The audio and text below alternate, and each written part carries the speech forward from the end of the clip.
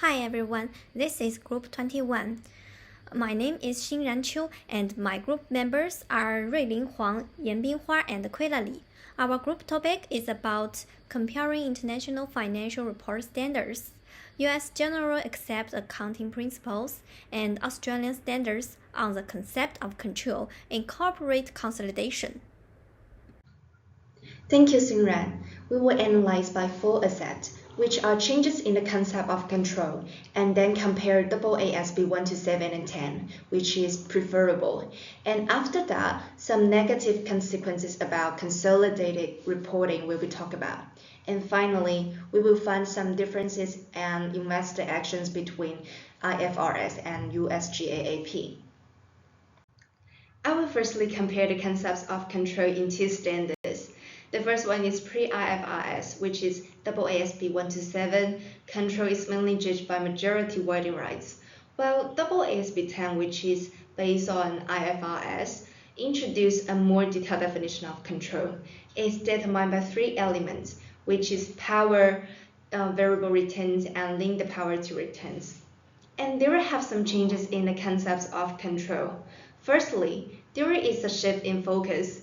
AASB 1 to 7 was solely focused on voting, while AASB 10 takes a broader view, considering non-voting power and details about investee. Secondly, AASB 10 also adds the necessity to consider and invest the variable returns, meaning control now relates to economic outcomes. Moreover, AASB 10 emphasizing looking at the substance of the relationship. And in the case of special entities, all legal firms didn't clearly indicate control, and AASB 10 requires more in-depth assessment. So the concept of control has evolved to be more comprehensive. And now I will hand it to Xinran.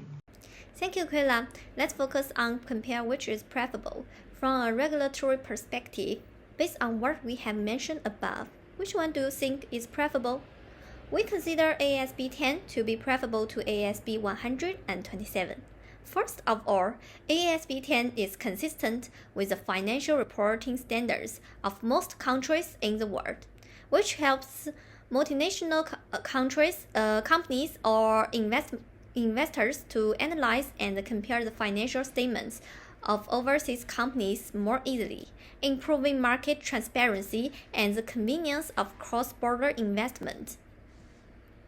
In addition, ASB 10 is more objective as it adopts principle-based and requires the management to start from the economic substance. While ASB 127, as mentioned above, relies primarily on voting rights to determine control, which enables companies to avoid mergers through complex ownership structures, such as holding minority voting rights, but effectively controlling the company through contractual or other arrangement. In addition, due to the lack of clear provisions in the use of ASB 127, some enterprises can avoid hiding liabilities through special purpose entities. ASB 10 requires enterprises to merge these entities to reduce the room for manipulation, make financial statements more truthful and reliable, and reduce the risk of financial fraud. Next, let's move on to Ruilin Huang. Okay, thank you for Xinran. I will talk about the negative consequences about consolidated reporting.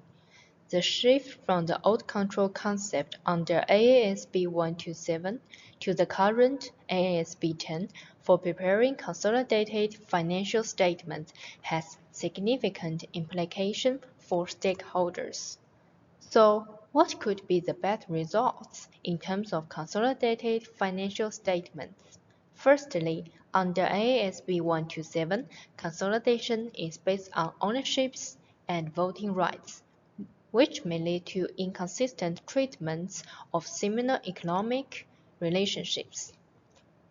Companies such as BHP Billiton, for example, that have significant control over joint ventures through contractual agreements, but do not meet the required 50% of ownerships, may not have consolidated these entities.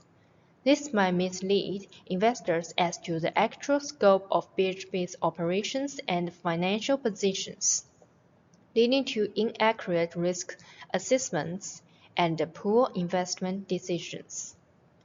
In addition, old concept of control may lead to under-reporting financial results or strategic position, particularly for companies considering a merge or acquisition.